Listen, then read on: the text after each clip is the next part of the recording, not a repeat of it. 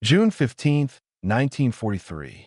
25,000 feet above the rolling wheat fields of the Kursk region, the world was reduced to thin air, trembling metal, and the distant shimmer of frost on glass.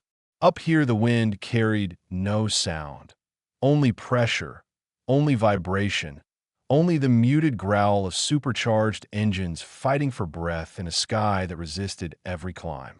The earth below looked peaceful, a tapestry of fields and river bends, but the sky above it was a battlefield made of cold, light, and fear. Oberleutnant Heinrich Vogel steadied his grip on the control stick of his Messerschmitt Bf 109G2, feeling the aircraft respond with a familiar tension.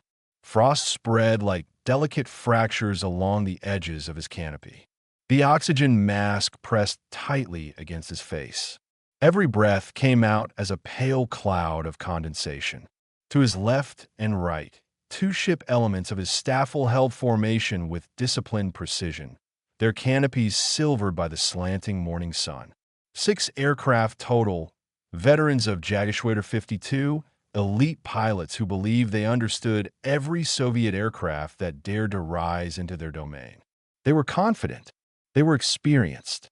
But that morning, confidence would drift into uncertainty. The patrol had been ordered higher than usual, climbing into air so thin that instruments became sluggish and movements had to be measured carefully. Reports had circulated through German briefing rooms. Vague, inconsistent accounts of Soviet fighters reaching altitudes once believed beyond their operational range. Intelligence dismissed them as exaggerations. Soviet engines were not supercharged for extreme heights. Yak fighters dominated low-altitude combat, but lost power as they approached 20,000 feet. Their service ceilings were well known. Nothing about them should have changed. And yet something felt wrong as Vogel scanned the horizon. The air seemed too still, too vacant, as if holding a secret just outside the range of vision. Then the radio crackled with a voice from the ground controller. Unidentified contacts bearing altitude climbing. The hesitation in the report was unusual. Radar operators rarely paused. Vogel turned his aircraft slightly eastward and saw faint specks on the horizon. Tiny glimmers at first, then small shadows, then crisp silhouettes steadily rising through the atmosphere. They climbed in tight formation. No Soviet fighter Vogel had ever faced behaved like that. German pilots in JG-52 had grown accustomed to engaging Yaks at lower levels, where the Soviets relied on agility and quick vertical loops. But these dots were climbing with remarkable stability. Feldwebel Kurt Reiser, Vogel's wingman, broke the silence. They're at our altitude and still climbing. That last part settled in every cockpit like falling ice. Still climbing. It contradicted everything they knew. Soviet fighters should have been choking at that altitude, losing thrust, struggling to maintain formation. Instead, the shapes continued upward, precise and deliberate, closing distance rapidly. Vogel's eyes narrowed as the form sharpened. Long, narrow wings, streamlined cowling. A sleeker profile than the Yak 1s and Yak 7s they were used to. Then light from the rising sun struck something metallic beneath the lead aircraft's wing root, the distinctive glint of a newer radiator intake design. These were Yaks, but not the ones German pilots believed they had mastered. They had never seen this model before. The Germans tightened formation automatically. The Bf 109s leveled out at 26,000 feet, engines roaring against the strain of the climb. Tunnel vision set in. The sky seemed to contract into a narrow corridor of danger. Altitude was supposed to be the Luftwaffe's advantage. At height, the German supercharged engines outperformed Soviet Klimov units.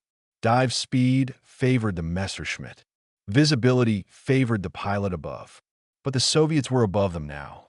That single fact rearranged the hierarchy of the air battle.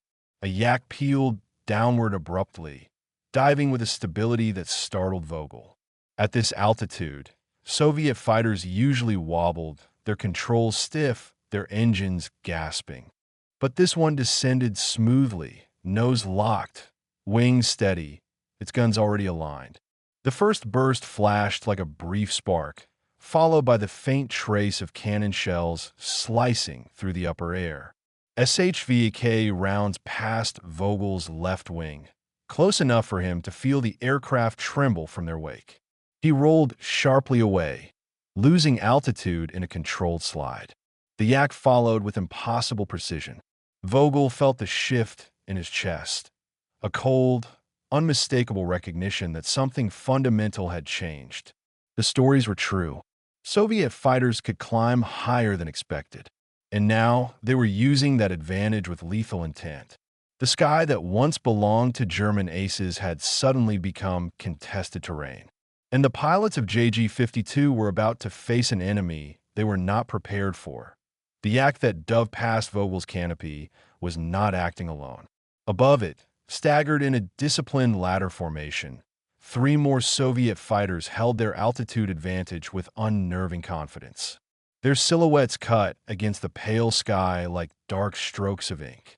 They belonged up there, moving with ease where German pilots expected them to struggle. Vogel forced his Messerschmitt into a shallow dive, hearing the airframe groan as he accelerated through the thin atmosphere. Beneath him, the wheat fields of Kursk shimmered faintly, blurred by distance and the curvature of the land. The battlefield had not yet erupted into the violence that would soon define it, but tensions were already rising across the Eastern Front. Every altitude, every patrol, every skirmish held weight. The fate of future operations often hinged on brief engagements like this one. Reports from frontline units had warned that Soviet aircraft production was accelerating. Engineers in factories east of the Urals worked day and night, refining designs, improving engines, and replacing early war weaknesses. German intelligence, confident in outdated assumptions, underestimated how quickly Soviet industry adapted. The Yak series had been evolving since 1940, but the Yak, 9 and Yak, 1B introduced in late 42 had already closed much of the performance gap. Now it was becoming clear that something more advanced had arrived. The Soviet pilots were climbing to altitudes German commanders considered secure. The thin upper air, once a fortress for the Luftwaffe, was being breached. A small detail, perhaps, a few thousand feet. But in air combat, a few thousand feet could decide everything. Vogel stabilized his aircraft at 23,000 feet, nose pointed slightly downward, letting gravity assist his speed. Reiser stayed close behind him, both men instinctively shifting into a defensive spiral. But the Soviets did not fall into the predictable trap of following their dive immediately. Instead, they regrouped above, tightening formation, preparing to strike again from superior altitude. Their discipline contradicted stereotypes. German pilots believed Soviet aviators relied on individual aggression rather than coordinated tactics. But this formation moved like a single organism, precise, deliberate, patient. The leader of the Yak group held position with almost unnatural stillness. Vogel focused on the aircraft's profile, studying the contours as it circled high above. The radiator intake was slimmer than the Yak one. The canopy was redesigned, offering a clearer rear view.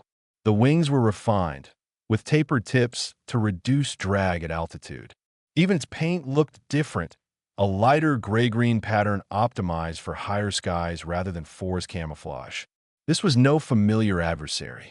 This was an aircraft born from a rapidly modernizing industry, shaped by necessity and hardened by war. As Vogel watched, the leading Yak broke formation with a smooth, shallow descent. Not a dive, just a controlled slide forward, conserving altitude while positioning for attack. 2 wingmen followed, descending on offset vectors, creating overlapping fields of fire. It was a maneuver Vogel had seen only from experienced Luftwaffe units, never from Soviet fighters at high altitude.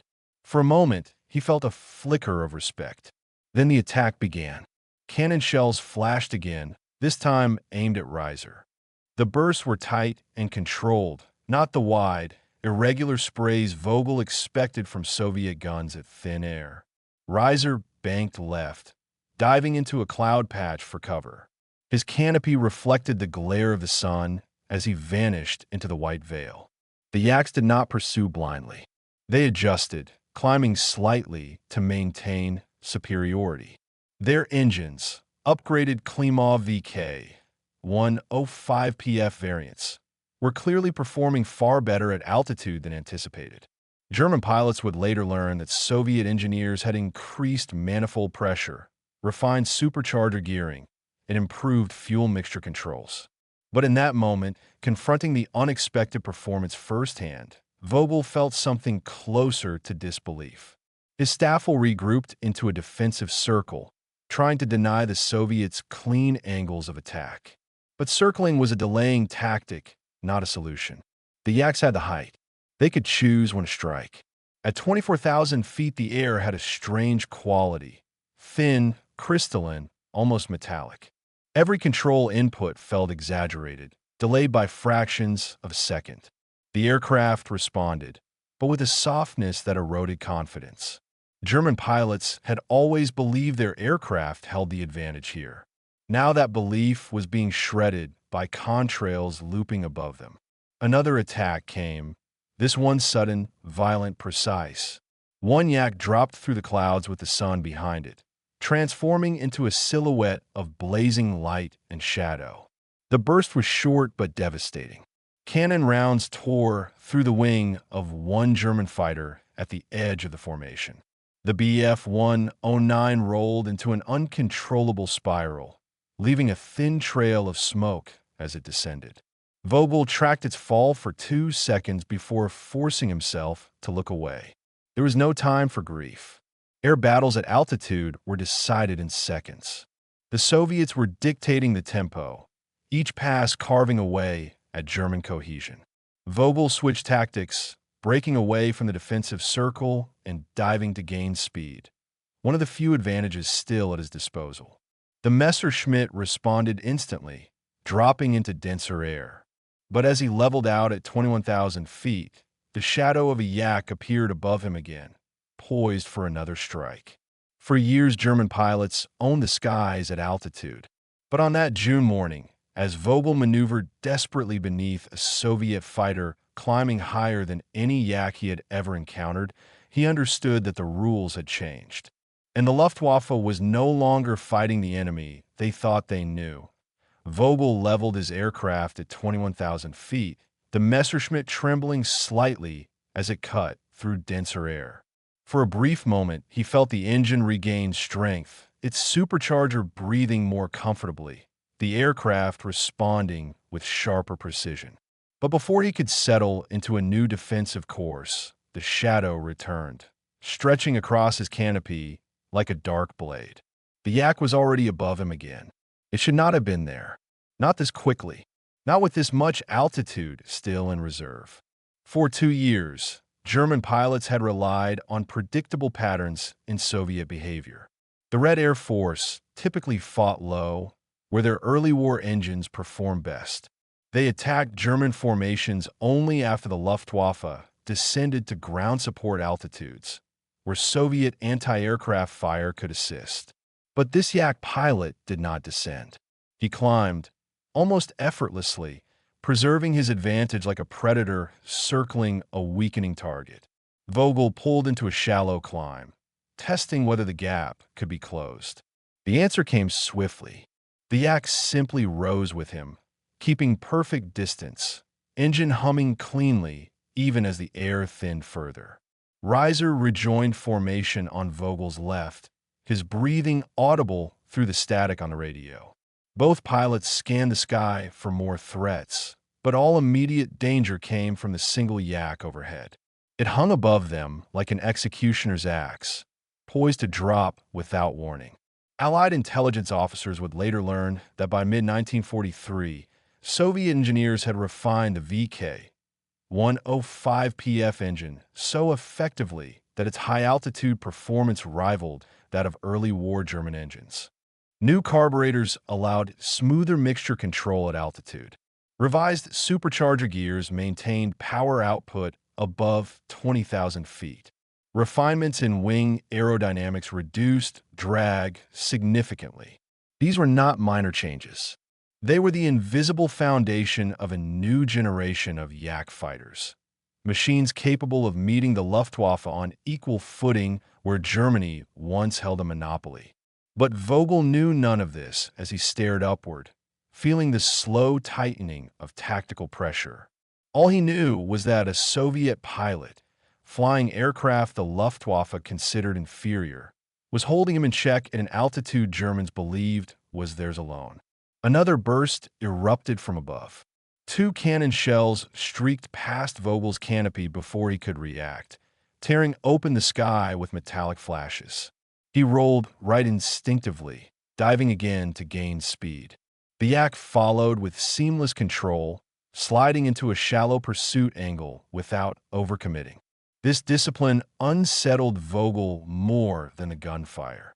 Soviet fighters traditionally pressed their attacks hard, risking overextension. But this pilot was calculating each move with precision, waiting for the perfect moment to strike. Reiser attempted a counterclimb, hoping to draw the Yak's attention away from Vogel.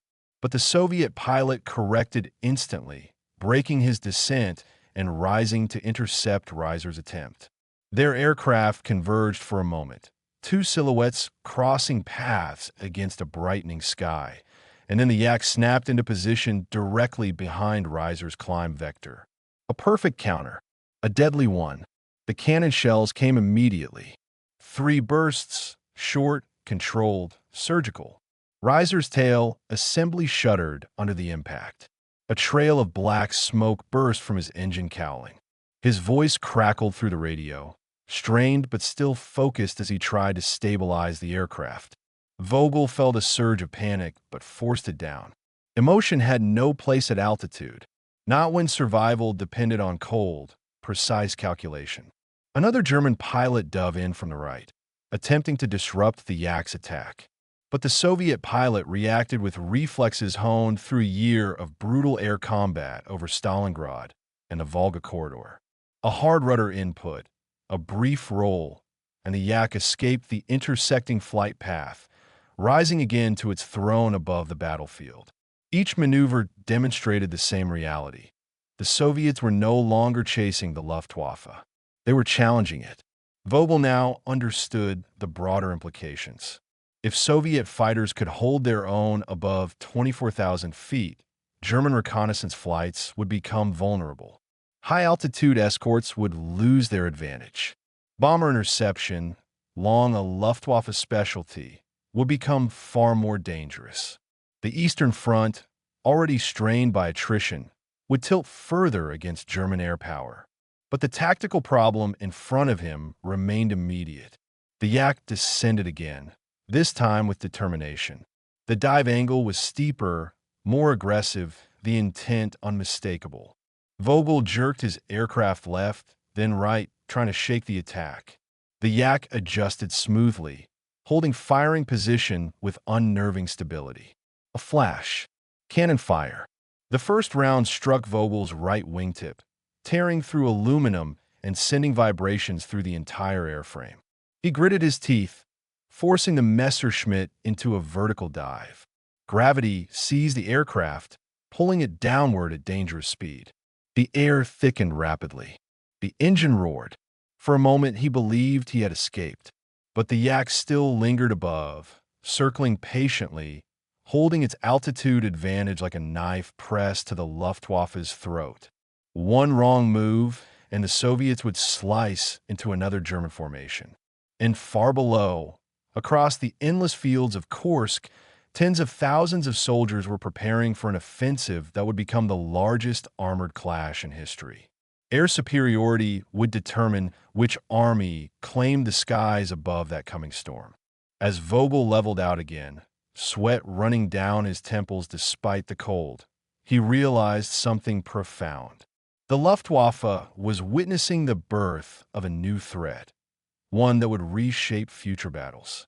And the Yak pilot above him was demonstrating, with terrifying clarity, that Soviet aviation had stepped into a new era. German pilots would no longer descend into the fight with confidence. They would climb into it with uncertainty. The balance of the Eastern Front was shifting, and the sky itself was beginning to change. The Yak began its fourth descent with a precision that left no doubt. This attack would be decisive. It dropped through a band of thin cirrus clouds, its silhouette sharpening as sunlight caught the edges of its wings. The aircraft looked almost weightless as it sliced through the upper air, yet every movement carried lethal intent. Vogel felt the shift immediately. The Yak was no longer probing, no longer testing. It was committing. The dive angle tightened. The air between them vibrated with the approaching thunder of an engine pushed to its limit. Vogel braced, pulling his Messerschmitt into a steep right roll, trying to create separation before the Soviet cannon shells reached him. His gloves gripped the control stick until his knuckles ached. The G-forces pressed hard against his ribs as the aircraft plunged downward. The air grew denser. The engine coughed once, then stabilized as the supercharger adjusted. But the Yak did not overshoot. It tracked him with unnerving precision, adjusting its line of attack by mere degrees. Tiny corrections that revealed expert control. The Soviet pilot fired a short burst. Two shells struck Vogel's tail assembly, ripping through the rudder fabric and sending shutters down the fuselage. The Messerschmitt bucked violently. Vogel fought the controls, struggling to keep the aircraft stable. Another burst flashed past his canopy, bright enough to sting his eyes even through the thick glass. The Yak gained speed, closing the gap. Vogel pushed into a steeper dive, every nerve bracing for the moment the airframe might fail. The altimeter spun downward.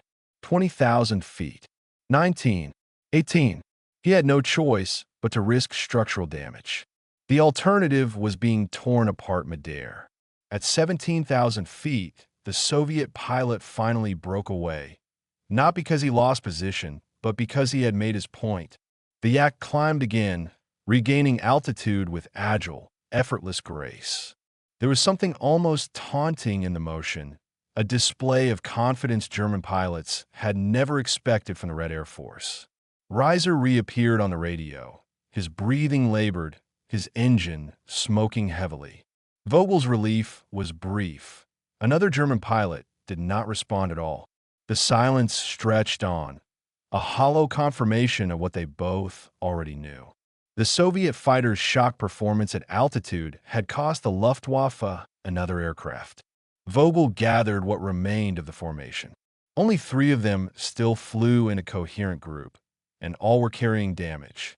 Their mission, an ordinary high-altitude patrol, had collapsed into a desperate defensive retreat. It should have been the other way around. The Luftwaffe had built its doctrine on altitude advantage. High above the front, German fighters were meant to dictate the terms of engagement.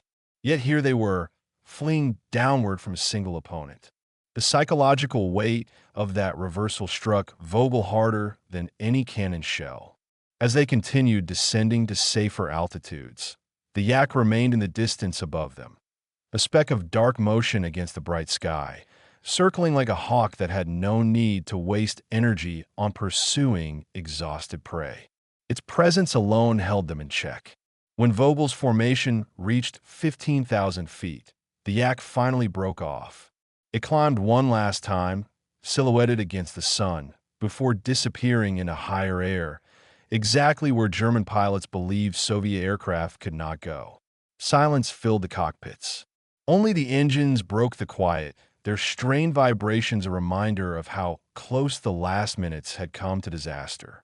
Vogel exchanged a glance with Reiser through their canopies as they leveled out near Cloud Base. Exhaustion carved deep lines across both men's faces. They were alive but changed.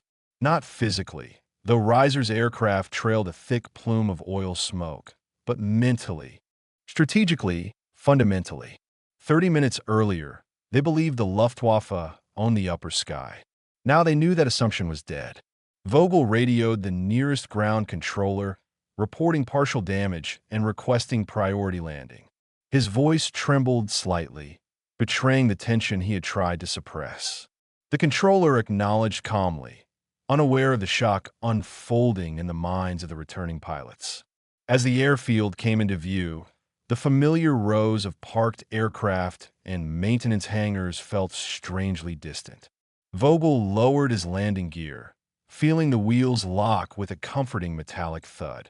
For the first time in his career, the runway felt like refuge, not routine. When his tires touched the ground, the Messerschmitt bounced slightly, then settled into a shaky roll. The engine sputtered as he taxied toward the dispersal area. Mechanics ran toward the aircraft, eyes widening as they noticed the shell holes along the wing root and the torn rudder fabric. Yak, Vogel muttered as he climbed out of the cockpit, voice roughened by altitude and fear. One yak, at 24,000 feet. The chief mechanic frowned, confused. Impossible. Yaks don't climb like that. Vogel met his gaze with a hollow stare. They do now. Riser's damaged aircraft followed, trailing oil until the engine seized just as it cleared the runway. Ground crew rushed to assist him, pulling him from the cockpit moments before smoke filled the airframe. Other pilots gathered as news spread. Rumors whispered their way across the dispersal area. Soviet fighters at altitude, accurate cannon fire above 20,000 feet, coordinated tactics, reports, doubts, disbelief.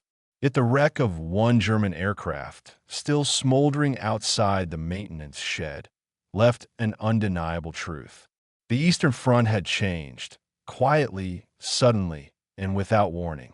And the yak circling high above Vogel that morning had been the harbinger of a new phase of the air war, one that would challenge everything the Luftwaffe believed about its superiority. Above them, unseen through the overcast sky, Soviet engineers' newest creation ruled the thin air. And German pilots would soon learn just how dangerous that shift would become. Vogel did not sleep that night. His room at the forward airbase, a converted farmhouse with thin wooden walls and a ceiling stained by age and moisture, felt too small, too quiet after the high-altitude violence he had endured. Every time he closed his eyes, he saw the yak above him, its silhouette framed against the harsh white glare of the sun, its wings unwavering as it held a position no Soviet fighter had ever claimed before. The psychological weight of that image pressed down on him more heavily than the G-forces of any evasive maneuver. For years, German pilots had fought with the confidence that their aircraft ruled the upper sky. The Bf-109 was lighter, faster, cleaner in design. Its Daimler-Benz engine excelled at altitude, where early Soviet engines gasped for air. Instructors had repeated the same principle endlessly. Climb higher, and the battle is yours. But after the events of that morning, the principle felt like a relic from a different war. When Vogel returned to the flight line the next day, the mood was subdued. Pilots who normally greeted one another with nods of stoic confidence now exchanged quiet glances filled with unspoken questions. They had all seen the wreckage of the downed Messerschmitt. They had all heard the fragments of Vogel's report. Soviet fighters climbing to 24,000 feet, executing coordinated high-altitude attacks with discipline and precision previously unseen. The disbelief had faded. Now there was only unease. As Vogel approached the briefing room, he noticed officers clustered around a table, speaking in low voices. Maps covered the surface, with altitude markers drawn in pencil and red arrows delineating the patterns of Soviet patrols detected in recent days. When the door shut behind Vogel, the conversation stopped. The commanding officer turned toward him. His expression revealed more concern than his words would ever admit aloud. "Describe the climb rate again," he said. Vogel repeated the details carefully, avoiding exaggeration. The yak had outclimbed his Messerschmitt above 20,000 feet. It retained energy in shallow ascents. It held position without losing altitude. It re-engaged repeatedly from the upper sky. Every detail contradicted existing intelligence. Several officers exchanged troubled glances. One leaned forward. Could it have been a lag or a modified MiG? Vogel did not hesitate. It was a Yak, the new model. He described the slimmer radiator intake, the revised canopy, the tapered wings. These were features he had memorized in seconds, not through technical study, but through survival instinct. Pilots often remembered enemy aircraft the way drowning men remembered the waves that nearly killed them. The intelligence officer exhaled slowly. If they can hold altitude above 22,000 feet, they can intercept reconnaissance. They can challenge bomber escorts. They can break high-altitude defense patterns. He paused. This is not just an aircraft problem. It is a strategic one. Vogel returned to the flight line afterward, where mechanics were still repairing damaged aircraft. Sheets of aluminum lay scattered on the ground beside Reiser's Bf-109. The rudder was stripped down to its frame. The wing root was patched crudely, revealing the jagged tears left by cannon shells. Scorch marks streaked the fuselage like dark fingerprints. Mechanics whispered among themselves. They had seen damage caused by Soviet fighters before, but not at these altitudes. Not like this. Later that afternoon, Vogel stood near the edge of the airfield, watching the horizon darken as clouds rolled across the endless plains. A gust of wind swept over him, carrying with it the faint smell of fuel and engine oil. A distant rumble echoed in the sky. Guns from the front, or perhaps another flight of incoming Soviet aircraft. The boundary between ground and air war was never clean here. Every day blurred into the next. As he listened to the low thunder, he felt a shift, an invisible, irreversible change beneath the surface of the conflict. The Eastern Front was adapting. Soviet industry was accelerating. Soviet engineers were learning. And Soviet pilots were no longer merely surviving the air war. They were reshaping it. That evening, as Vogel prepared for the next morning's patrol, Reiser approached him quietly. His face was pale from exhaustion, but determination burned behind his eyes. "They'll be back," Reiser said, his voice soft but steady. "If they climbed once, they'll climb again." Vogel nodded slowly. The truth lay between them like a shadow stretching across the airfield. The Luftwaffe could no longer rely on altitude as its sanctuary. The high sky belonged to anyone who earned it. At dawn the next day, the squadron launched another patrol, this time with more caution, more tension, more searching glances toward the upper air. Vogel's Messerschmitt rose through bands of early sunlight, climbing toward 20,000 feet. The engine hummed steadily, but his mind replayed the previous day's engagement in haunting detail. Every altitude marker felt dangerous. Every shadow in the sky felt suspect. At 21,000 feet, he scanned the horizon, looking not for the familiar dark specks of German aircraft, but for the quiet, confident silhouette of a Yak waiting above the clouds. The sky remained empty for several minutes. Then, as the formation leveled out, Reiser's voice broke through the radio. "Contact. Hi. East." Vogel's pulse quickened. He lifted his gaze. There, far above them, emerging from the glare of the rising sun, a small formation materialized. The shapes were still distant, but unmistakable. Yak silhouettes. High again, higher than before. A thin contrail drifted behind the leader, rare for Soviet engines, which typically struggled at those altitudes. Yet here it was, a faint white line etched across the cold sky, a symbol of everything that had changed. Vogel's formation tightened. No one spoke. No one needed to. The Yaks began a slow, deliberate descent, graceful, controlled, predatory. They were not in a hurry. They held the advantage, and they knew it. As the distance closed, Vogel felt the same cold realization washing over him with renewed force. The Luftwaffe was no longer fighting the Soviet Union of 1941. This was a new enemy, one that climbed where they should have stalled, attacked where they should have withdrawn, and executed tactics once reserved for seasoned German pilots. The Yak leader rolled slightly, adjusting for attack angle. Its wings glinted in the rising light. Its climb performance had brought it to this moment. Its pilot's newfound confidence radiated from every movement. Vogel tightened his grip on the control stick. The high-altitude phase of the Eastern Front had begun, and he knew, deep in the pit of his stomach, that the rules of the air war had changed forever. The first attack on the second day came without warning. No probing descent, no cautious test passes, just sudden, coordinated violence. The Yak formation peeled open like a fan, 3 aircraft breaking into shallow diving vectors while the fourth remained above as overwatch. The maneuver was clean, confident, executed with the discipline of pilots who understood their advantage and intended to use it mercilessly. Vogel braced as the leader dropped directly into his altitude band. There was no hesitation.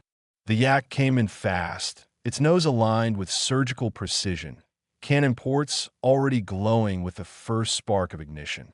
The opening volley shredded the air between them.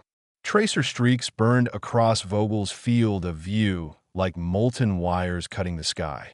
He rolled hard left, feeling the wing roots strain under the sudden G-load. The Messerschmitt responded sluggishly. The thin air offered little support, but it responded enough to save him. The shells passed so close that their shock waves rattled his canopy. His engine whined as he forced the aircraft into a downward spiral, diving to build speed. Velocity was the last refuge a pilot could claim when altitude had been stolen from him. 30 seconds later, Reiser shouted over the radio, fighting off his own attacker. The Yak behind him fired again, its cannon burst tight, controlled, frighteningly accurate. It was the kind of marksmanship German pilots expected from elite units, not from the Soviet fighters their manuals still described as limited above 18,000 feet. Whatever Soviet command had unleashed here, it was not limited. Vogel could feel it in every maneuver, in every near miss, in every moment where altitude, formerly a shield, had turned into a trap. He pulled into a climbing spiral, hoping to force the Yak into a stall. It was a desperate tactic, one that relied on the enemy losing power at altitude. But the Yak responded differently than any Soviet fighter he had fought before. It didn't stall. It didn't break away. It matched him, step for step, turn for turn, climb for climb. Vogel's eyes widened. His heart hammered. The Yak held its angle cleanly, engine humming, gaining inches of advantage with each passing second. At 23,000 feet, the Soviet pilot did the unthinkable. He tightened the spiral. No hosetashchen, no stragid, no sign of engine strain. And in that moment, Vogel understood why the Luftwaffe intelligence officer had looked so troubled the day before. If the Yak could do this consistently, if Soviet pilots could climb and maneuver like this, the balance of the Eastern Air War would collapse. The spiral continued for 5 terrifying seconds before Vogel broke violently downward, diving to escape. It worked. The Yak overshot the center point of the spiral, unable to follow the sudden drop without risking structural damage. The maneuver bought Vogel space, but not advantage. As he leveled out at 19,000 feet, the Soviet fighters regrouped above him, already reclaiming the superior altitude they had lost. The speed of their recovery stunned him. The thin white arc of a contrail briefly formed behind the leader before dissipating. That alone revealed more about the new Yak variant than any intelligence report. It was breathing comfortably in air so thin it once choked Soviet propellers. The radio crackled. Another German pilot was calling for help, his voice tense, breathless. Vogel looked right, spotting the distant gleam of sunlight on a Messerschmitt canopy. The aircraft was diving erratically, a trail of smoke marking its descent. Behind it, a Yak descended smoothly, firing controlled bursts that walked up the German fighter's fuselage like hammer strikes. The tail broke apart first, shearing off in a burst of debris. The Messerschmitt pitched violently downward. No parachute emerged. Vogel swallowed hard, jaw tightening. 2 days, two encounters, two German aircraft lost at altitudes where losses had once been rare. And above them, the Yak formations circled again, resetting their position with mechanical calm. Vogel steadied his breathing. He knew what had to happen. They could not win a high-altitude battle against this enemy. Not today. Not yet. He keyed the radio. Break off. Regroup in cloud cover. Descend to 15,000 feet. The order cut through the static like a lifeline. The remaining pilots dove as one, using the clouds below to shatter the Soviet attack patterns. For several seconds, the sky was chaos. Messerschmitts vanishing in a thick white vapor as the Yak formation tried to follow. The Soviets pressed their attack, but hesitated at the cloud line. Clouds were the equalizer of the Eastern Front. Within them, altitude meant nothing. Vision failed. Ambushes became possible. Even elite pilots could vanish into unpredictable danger. The Yak leader made one last attempt, diving toward the cloud bank, but pulled back sharply at the final moment. The Soviets broke off, climbing again into the upper sky. They had made their point. They had proven their superiority. And, just like the day before, they did not need to pursue. 90 seconds later, the Messerschmitts descended into stable air. They had survived, but survival was not victory. Vogel's breathing finally eased as the cloud cover broke beneath him. Fields of wheat and lines of forest stretched across the earth like a patchwork of muted gold and dark green. A landscape that should have felt grounding instead felt foreign. He had spent his entire career looking down on these plains with the certainty that he commanded the sky. Now, for the first time, he felt as though the sky commanded him. As the remaining aircraft returned to base, the weight of what had happened settled over the formation like a stone. Not fear, not defeat, but a deeper, quieter realization. The Luftwaffe had underestimated its enemy. The Soviet Union had changed. Its factories had changed. Its pilots had changed. And high above the Eastern Front, the Yak had changed the war. When Vogel landed, the mechanics saw the exhaustion in his posture before he even opened the canopy. They asked how close the enemy had come. He gave a tired, almost distant answer. Close enough. Behind him, Reiser landed with one wing half shredded. The airfield workers stared at the holes punched clean through the aluminum. Holes far too precise to be written off as typical Soviet gunnery. Later, during the debrief, the squadron commander reviewed the reports with an expression that slowly darkened. He listened to each pilot describe the Yak's climb rate, its engine behavior, its discipline. With every testimony, the outline of the new Soviet threat became clearer. German dominance was not gone. Not yet, but it was no longer unquestioned. When the briefing ended, the commander stood silently for a long moment. Finally, he spoke. We trained for altitude dominance. Now we fight for altitude survival. His words echoed across the room, settling into the minds of the pilots like an unwelcome truth. Outside, the sun sank behind a line of distant clouds, the last light painting the sky with pale gold, an ironic calm after 2 days of brutal high-altitude conflict. Vogel stepped onto the tarmac, feeling the weight of the cold air on his face. Above him, the sky was turning dark. Somewhere in that deepening twilight, Soviet Yaks patrolled with newfound confidence. And he knew, tomorrow, the climb would begin again. Vogel woke before dawn, long before the briefing call, long before the mechanics rolled open the hangar doors.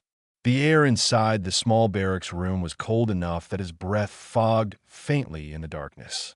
He lay still for several minutes, staring at the wooden ceiling, listening to the distant hum of generators and the muted clatter of early shifts beginning their work. Sleep had not rested him. It had only softened the edges of the memories he carried from the past 2 days. Memories that returned the moment his consciousness stirred. The Yak climbing above him, the cannon flashes, the sudden helplessness that altitude had once erased, and the sickening understanding that the Luftwaffe's advantage, the one they had built doctrine upon, was beginning to erode. When Vogel finally stepped outside, pale light brushed the horizon in muted streaks. A thin fog drifted across the airfield, softening the outlines of parked aircraft and camouflaged hangars.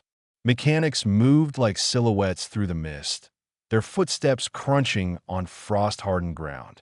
Vogel pulled his flight jacket tighter and walked toward the briefing hut. Inside, the atmosphere felt different from previous mornings. Officers and pilots spoke in reserved tones, their words clipped, their expressions sharpened by concern. The intelligence officer who had listened quietly the previous day now had several files spread across the table. Photos, reports, diagrams of Soviet aircraft profiles. He looked up as Vogel entered. "We received new reconnaissance last night," he said, tapping a photograph with one finger. The grainy image showed a yak parked beside a snow-covered airstrip.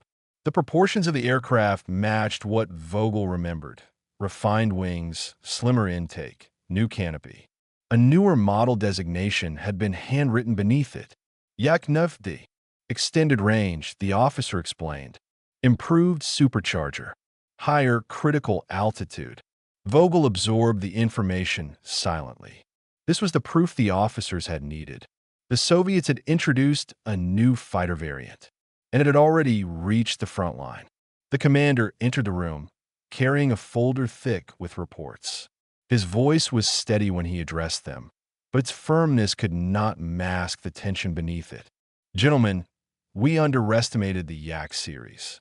Our assumptions are outdated. These aircraft are designed for high-altitude engagement. They are not the Yaks of 1942. A murmur spread through the room. Some pilots exchanged brief, unsettled glances. Others stared forward, absorbing the implications. Vogel kept his gaze fixed on the map. The commander continued. "Today's patrol will operate within cloud cover until necessary. We will avoid altitude bands above 20,000 feet unless forced." That order alone revealed how drastically the situation had changed. Avoid altitude. Avoid the one thing the Luftwaffe had relied upon for years. Vogel exhaled slowly. The shift felt monumental. As they left the briefing, Reiser fell in a step beside him. His arm rested in a sling, but he refused to stand down from duty. "You think they'll come again?" he asked. Vogel watched a mechanic tighten bolts on a Messerschmitt's wing root, the metal glinting dully in the rising light. "Yes," he said. "They found the one place we thought they couldn't reach. They won't surrender it." 30 minutes later, Vogel rose into the sky once again, this time with caution shaping every motion of his hands. The Messerschmitt climbed steadily through the morning haze, leveling out just below the ordered altitude band. The sky above was vast and pale, the air thinning with each 1,000-foot increment. As the formation reached 19,000 feet, the landscape below resembled a vast wash of muted colors: browns, greens, and grays blended by distance. Reiser flew in the second position, despite his injury. His aircraft had been replaced with a fresh Bf-109, its fuselage free of bullet holes and scorch marks. Vogel wondered how long it would remain unscarred. The radio remained quiet as they continued their patrol route. The air was still. The horizon was calm. Everything felt deceptively peaceful. Vogel's instincts, honed by years of combat, told him that calm skies were rarely honest. At 20 minutes into the flight, he saw it. A faint glimmer high above the sun's glare, barely noticeable, almost blending into the sky. A contrail, not thick or heavy, but a thin, fragile line, precisely the kind formed by engines running efficiently at high altitude. "Contact, Angels 28, Vogel said quietly into the microphone. His voice was steady, but his pulse quickened. The others angled their aircraft slightly to gain a better view. As they flew closer, the single contrail multiplied into 3, then 4. A squadron. Same formation pattern as before. Same altitude strategy. Vogel felt an involuntary tightness in his throat. 2 days ago, German pilots had believed yaks could never reach such heights. Today, they were watching a Soviet patrol move confidently through air once reserved for the Luftwaffe's elite. The yak formation drifted across the sky like a school of fish gliding above deeper waters. They did not dive. They did not rush. They simply observed from above, commanding the upper air with silent authority. For 10 long minutes, the two formations moved parallel to one another, separated by thousands of feet, German pilots below, Soviet pilots above. It was a standoff between doctrines, between beliefs, between the past and the future. Finally, without warning, the yaks shifted formation. A shallow turn, a gentle descent. Vogel's stomach tightened. "They're coming," Reiser said. "Yes," Vogel replied. "They know exactly where we are." The yaks angled downward, sunlight glinting off their canopies. Their engines left thin trails of white across the sky, proof of their altitude mastery, a mastery German pilots had once claimed as their birthright. The descent steepened. The distance closed. Vogel tightened formation. "Hold steady," he ordered. "We'll engage in control dive. Do not climb. Do not let them force you up." The yaks continued their descent, but then something unexpected happened. They stopped. They leveled out, still thousands of feet above the Germans, and simply held position, watching, waiting, testing. It was a psychological maneuver, a demonstration, a message. "You cannot reach us." Vogel felt the weight of that message settle across his mind like a cold hand. The yaks eventually turned away, not in retreat, but in calculated restraint. They disappeared into a bank of high clouds, leaving the German pilots below with an unsettling truth that no amount of training could deny. The Soviet Air Force was no longer fighting from below. It was rising literally and strategically into new territory. Territory that the Luftwaffe could no longer claim unchallenged. As Vogel descended toward the airfield later that morning, the words of the squadron commander echoed in his thoughts. "We trained for altitude dominance. Now we fight for altitude survival." And for the first time in his career, Vogel wondered whether the sky itself was slowly slipping from Germany's grasp. In the weeks that followed, the pattern repeated itself with subtle variations, but always with the same underlying message. German patrols climbed out over the endless plains of the Eastern Front, engines straining in the thin air, pilots watching the sky above them with a vigilance that bordered on unease. And more often, when they reached their assigned altitude bands, they discovered they were not alone. High above, almost always above, faint shapes materialized, Soviet yaks moving in measured formation, confident and controlled. Sometimes they attacked in sharp, surgical bursts, diving with terrifying precision before climbing back into their sanctuary of cold light and thin air. Sometimes they merely watched, maintaining altitude supremacy, content to remind the Luftwaffe that the age of unchallenged German dominance in the upper sky had ended. Each encounter left a mark. Reports accumulated in the intelligence office like layers of sediment. Small details that, taken together, documented the slow erosion of German advantage. Pilots described yaks climbing past 24,000 feet and holding formation. They described controlled cannon fire where they once expected wild tracers. They described disciplined tactics, high-side attacks, coordinated dives, calculated withdrawals rather than reckless pursuits. What disturbed them most was not that the Soviets had produced a new fighter. It was that they had produced new pilots to go with it. Men who used the aircraft as an instrument rather than a crutch. Men who understood the value of altitude, energy, and timing in the same way German aces once believed only they did. German air superiority had never been purely technical. It had been psychological. It rested on the belief that no matter the chaos below, the Luftwaffe owned the heights. That belief bled away, drop by drop, Each time a Yak formation appeared above a Bf-109 patrol and forced them downward. Slowly, imperceptibly at first, the mindset of German pilots began to change. Where they once climbed aggressively to claim dominance, they now climbed cautiously, balancing orders against survival instinct. Where they once sought combat at their highest performance band, they now guarded themselves against the steep, stabbing descents of Soviet fighters whose presence in those rarefied altitudes had seemed unthinkable only a year before. Vogel felt this change in himself more acutely than most. He had been there at the beginning, that first morning when a single Yak disrupted the old order and proved that the sky above Kursk was no longer a German fortress. He had watched the transformation unfold in stages, first as shock, then as doubt, then as an unspoken acceptance that the war in the air was entering a new phase. As the summer of 1943 burned across the Eastern Front, the broader strategic picture shifted with relentless momentum. Operation Citadel, the German offensive at Kursk, failed to achieve its objectives. Soviet counteroffensives rippled westward, pushing the front line back toward the borders Germany had crossed in 1941. Tank formations clashed in fast, armor-crushing engagements. Artillery thundered across hundreds of kilometers of front. But above all of it, the air war evolved in quieter, more precise increments. Soviet factories east of the Urals continued to refine the Yak line.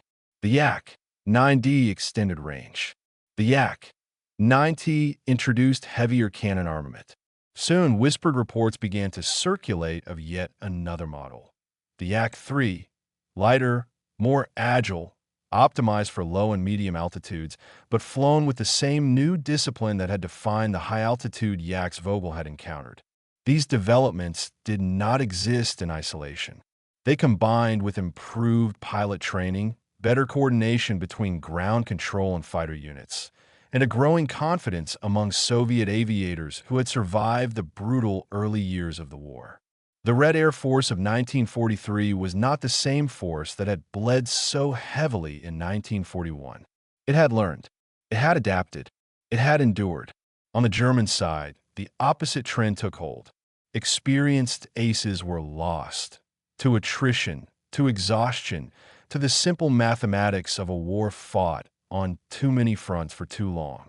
Replacement pilots arrived with fewer flight hours and less comprehensive training. Fuel shortages began to bite. Maintenance crews struggled to keep pace with the demands of constant sorties.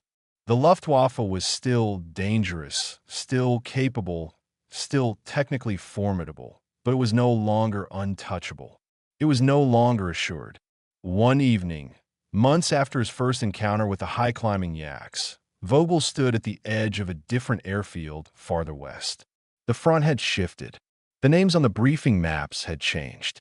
The weather had cooled again, but the sky above him remained the same vast pale vault in which his life had been measured by altitudes, headings, and engagement envelopes. He watched a formation of Bf-109s return from another patrol. Their landing pattern was precise, but the way they taxied told its own story. Engines idling a fraction too long before shutdown, pilots staying in their cockpits a few seconds more than necessary, heads turned upward as if listening for the echo of unseen engines still passing overhead. Reiser joined him, his coat pulled tight against the chill wind. His arm had healed, but the scar tissue beneath his flight suit tightened when the air turned cold. They watched in silence as ground crews guided the aircraft into their dispersal zones. Men climbed onto wings, checked fuel caps, inspected cannon ports. The ordinary rhythm of an air base at war. "Do you remember the first time?" Reiser asked quietly. Vogel knew what he meant. The first time they saw a Yak above 24,000 feet. The first time they felt altitude slip from shield to vulnerability. "Yes," he said, "more than I remember most engagements." He paused. It was the day the sky changed. Historians would later chronicle the transformation in more formal terms. They would point to production figures, engine modifications, industrial relocation, and training reforms. They would track the shift in air superiority over the Eastern Front through graphs and tables. Gradual lines trending away from German dominance toward a new balance and eventually towards Soviet control of operational airspace. But for the men who fought in that sky, the change was more visceral and more personal.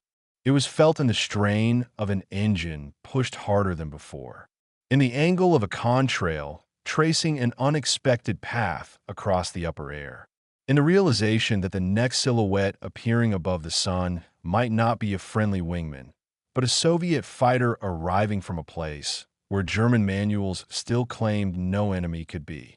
For Vogel, the legacy of those encounters did not end with the war.